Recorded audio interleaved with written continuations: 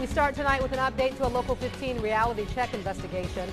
In 1 week, we could see the next step in getting the lights turned on in the Blacklawn community. In our special report last week, we shared the frustration of folks who have been living without street lights for 3 years now.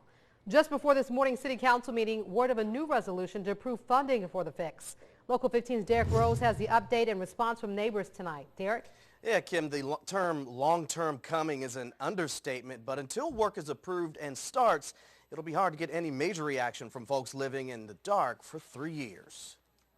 For folks who live on Blacklawn, less light has meant more crime over the past 3 years. But having reached that milestone at all, 3 years and no lights, imagine how much further frustration has grown. These are infrastructure problems, things that have been neglected that we can no longer neglect. And that stop came just over a week after our latest report. There is a fix kind of in place. We know the pathway to turning the lights back on. The first step on that path set to come at next Tuesday's council meeting and a vote on a fix, although specific numbers are still being worked out. What we do know is that it's something that we can afford.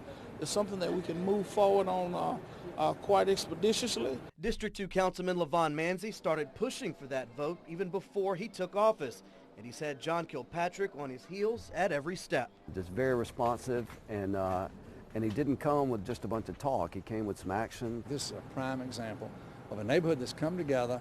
You know, they're speaking with one voice, identifying their needs, and they want the city to do something, and we're responding to that. It's a response neighbors tell me lacked in the previous administration, and although there's a prospect of a solution, you won't see any open celebration, but there is optimism.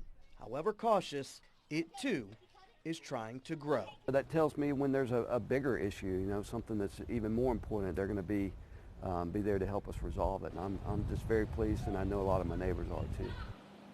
And tonight, no specific numbers, as you heard. Also, no timeline on a fix if it's approved. But once we do get details on that resolution, Kim will share them with you. That vote scheduled for next Tuesday. And, of course, Local 15 will let you know where the votes fall. In the newsroom, I'm Derek Rose, Local 15 News. All right, Derek, thanks a lot.